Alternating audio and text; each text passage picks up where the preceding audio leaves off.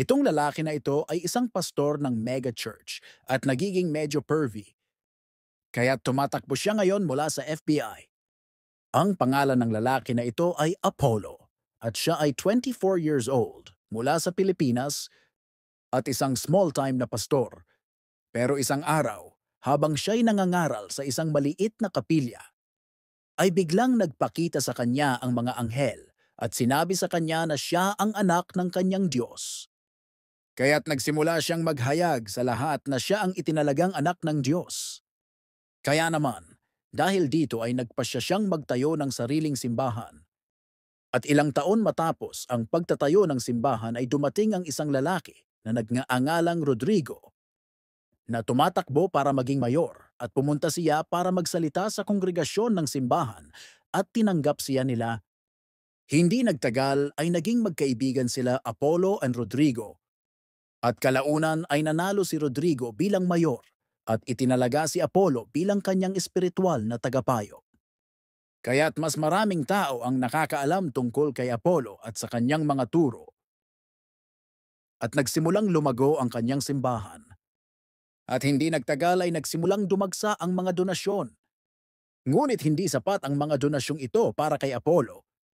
Gusto niya pa ng mas marami, kaya pinapapunta niya ang mga full-time na miyembro ng simbahan na lumabas tuwing 6 a.m. at mangalap ng pera mula sa mga hindi kilalang tao para sa simbahan. Ang tanging kondisyon ay hindi sila makakauwi hanggat hindi nila naaabot ang kanilang araw-araw na kwota ng perang nalikom. Kaya, upang maiwasang matulog sa kalye ay nagsimula ang mga miyembro ng simbahan na magkunwaring mga mahihirap na mag-aaral o magkunwaring may kapansanan at nagtagumpay ito, kaya't kumikita ng malaki ang simbahan. At dahil doon ay naging sobrang yaman na ni Pastor Apollo. Sobrang yaman niya na nagawa pa niyang magtayo ng sarili niyang broadcasting network na tumulong para maikalat ang mga turo niya sa iba't ibang bahagi ng mundo. Kaya ngayon ay may mga tagasunod na siya sa buong mundo sa iba't ibang bansa. Kasama na ang United States. Dito talaga umangat si Apollo at sa tulong ng kanyang pinakamalalapit na tagasunod, ay ipinapadala niya ang kanyang mga pinakamatalinong tagasunod sa US para magtrabaho at mangalap ng donasyon mula sa mga tao ng full-time. Kaya kumikita pa siya ng mas malaki. Oh, at hindi ko pa naipapaliwanag ang ilan sa mga baliw na sinasabi ng taong ito. Bukod sa pagsasabing siya ang anak ng Diyos, ay minsan niyang inangkin na pinagsabihan niya ang isang lindol at napahinto ito. Parang ganito, may lindol na nangyayari tapos sabi niya, "Ha!" Tapos bigla na lang huminto. Sinabi pa niya na dapat magpasalamat sa kanya ang publiko dahil siya raw ang nagpahinto ng lindol. Okay, salamat Apollo. Sinasabi rin niyang nakikipag-usap siya ng diretso sa kanyang Diyos, hindi metaphorically, kundi talagang direkta. Sinasabi rin niyang may mga visions siya ng kanyang Diyos. Inaangkin niyang ilang beses na raw siyang literal na dinala sa langit.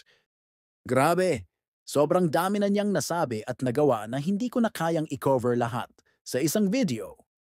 Pero kung sa tingin mo'y crazy na yon, heto na ang bahagi ng kwento kung saan nagsisimula ng maging creepy. Sa mga church workers niya, yung mga bata, magagandang babae at mahusay manghikayat ng donasyon, ay sila yung nagkakaroon ng pagkakataong tumaas at maging tinatawag na pastoral assistants. At syempre, yung pinakamaganda at pinakatapat na pastoral assistants, sila yung nakakapasok sa inner circle ni Apollo at tinatawag silang spiritual wives. At ang mga spiritual wives ay may espesyal na privilege. May privilege silang makipagtsurbahan kay Apollo. Tinatawag nila itong night duty at ang mga pastoral assistants at spiritual wives ay may edad mula 25 years old pababa hanggang 12 years old. Samantalang sa puntong ito ng kwento, si Apollo ay matanda na. Siya ay 74 years old na. At kung may magproprotesta sa mga batang babae o kabataang babae tungkol sa night duty nila, sila ay tinatakot ng walang katapusang kaparusahan. Basically, kung hindi sila makikipagtsurbahan kay Apollo, ay binabantaan sila, minsan physically threatened, o kaya sasabihin niya na mapupunta sila sa impyerno. At ang mas malala ay yung mga batang babae na ito ay umaasa sa simbahan para sa kanilang mga basic na pangangailangan. Halimbawa, nakatira at nagtatrabaho sila sa simbahan. Ang buong social life nila ay naroon, kaya't parang nahulog sila sa isang bitag. Kaya para bang ginagawan niya ng trafficking itong mga babae. Para bang sex trafficking ito, at ang kalokohang ito ay nagpapatuloy ng maraming taon. Hindi lang sa Pilipinas, pati na rin sa kanilang mga US locations. At sa puntong ito, si Apollo ay isang makapangyarihang tao. Para bang ang mga tagasunod niya ay lumago na at umabot na sa higit sa 6 million members worldwide. Inaangkin niyang mayroon siyang mga tagasunod sa lahat ng 200 na bansa. Plus, sa dami ng mga donasyon ay mas mayaman na siya ngayon kaysa dati. Ngayon ay may-ari na siya ng isang pribadong jet at isang personal na helicopter. Mayroon siyang isang napakalaking simbahan na may indoor arena na kayang maglaman ng 75,000 na tao. Para malinawan ka, ito yung pinakamalaking indoor arena sa buong mundo at siya ang may-ari nito. Ganyan siya, kaya man okay? Pero, nagsimula ang mga balita tungkol sa pag-abuso niya sa mga kabataang babae.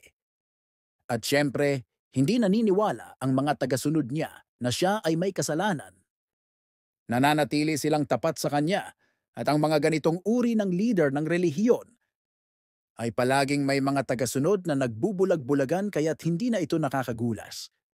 Pero yung matagal niyang kaibigan na si Mayor Rodrigo ay tumakbo bilang presidente at nanalo.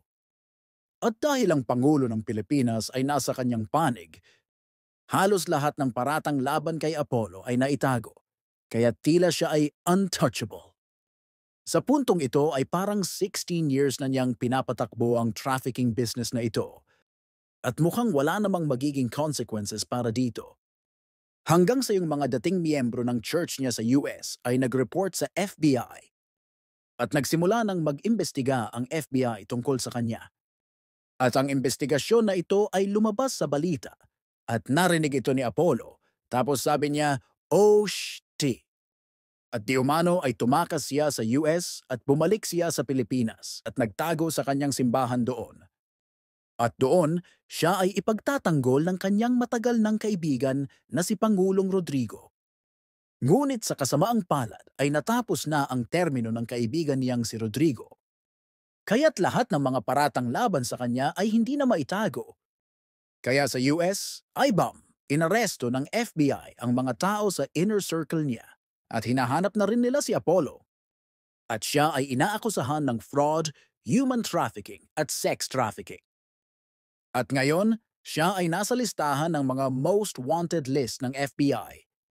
At si Apollo ay galit na galit at frustrated dahil hinahabol siya. Kaya't nagsimula siyang magbitaw ng mga public statement na ito'y isang malaking conspiracy. At nangyari ito sa gitna ng pandemya ng COVID, kaya nagbigay siya ng sermon at sinabi sa buong mundo na kung gusto nilang tumigil ang pandemya, ay dapat itigil ng FBI ang investigasyon sa kanya. I'm warning the whole world. Listen to the voice of the appointed Son. You want this pandemic to stop. Stop prosecuting, maligning the appointed Son. Pero mas dumami pa ang mga kababaihan sa Pilipinas na lumantad at nagsabi ng kanilang akusasyon laban sa kanya. At syempre, itinanggi ni Apollo ang lahat. At iginiit niyang ang mga nag-aakusa sa kanya ay mga masasamang tao. At binago niya ang homepage ng kanyang website na may ganitong mensahe, "Bakit hinahabol ng masasamang tao si Pastor Apollo?" Anyway, sa huli ay naglabas ang Senado ng Pilipinas ng isang arrest warrant at ni-raid ang ilang ari-arian niya ngunit walang natagpo ang Apollo. Tumakas siya at nagtatago mula sa batas at nagkaroon ng isang malaking paghahanap para sa kanya at nagkaroon ng isang malaking engkwentro sa isa sa kanyang mga compound. Sa pagitan ng mga pulis at ilang mga taga-suporta niya. At ang mga taga-suporta niya ay patuloy na iginiit na wala siyang ginagawang masama. Pero 2 linggo matapos noon, si Apollo ay nag-give up na at sumuko. At bam, inaresto siya. Narito ang kanyang mugshot at sa ngayon ay hindi pa siya dinadala sa korte. Kaya tabangan natin kung paano ito magtatapos.